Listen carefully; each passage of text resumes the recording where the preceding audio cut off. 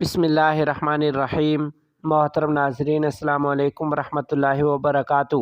وفاق المدارس العربیہ پاکستان کے سالانہ امتحانات کی تیاریاں مکمل۔ تفصیلات کے مطابق وفاق المدارس العربیہ پاکستان کے زیر اہتمام درس نظامی اور دیگر درجات کے سالانہ امتحان 30 جنوری بروز منگل سے ملک بھر میں شروع ہو رہے ہیں، جبکہ شعبہ تحفیظ کے امتحان کا سلسلہ کامیابی سے جاری ہے۔ میڈیا کوآرڈینیٹر وفاق المدارس العربیہ مولانا طلحہ رحمانی نے بتایا کہ امسال شرکائے امتحان میں ریکارڈ تعداد کا اضافہ ہوا ہے۔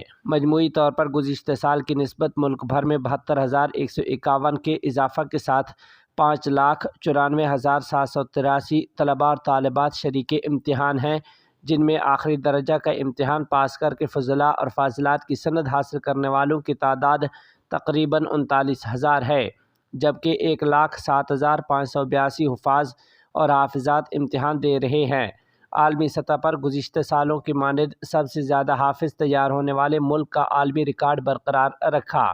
کراچی شعبہ تحفیظ کی مسئول مولانا قاری زبیر احمد نے میڈیا سینٹر کو بتایا کہ کراچی میں تقریباً 16,000 حفاظ اور حافظات کے امتحان کے لیے 58 سینٹرز بنائے گئے ہیں، جن میں 160 ممتحنین اپنی ترتیب کے مطابق امتحان لینے میں مصروف ہیں۔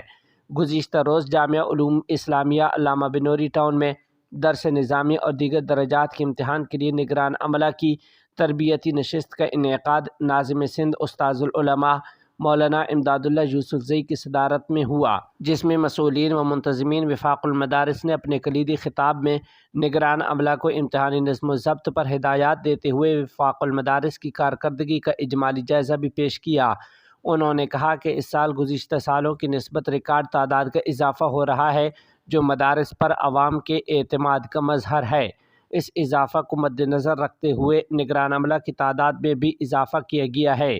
اس موقع پر میڈیا کوآرڈینیٹر مولانا طلحہ رحمانی نے بتایا کہ کراچی میں شعبہ تحفیظ و درجات کتب کے امتحانات میں شریک 45,000 سے زائد طلباء اور طالبات کے لیے 258 سینٹرز کا قیام عمل میں لایا گیا ہے۔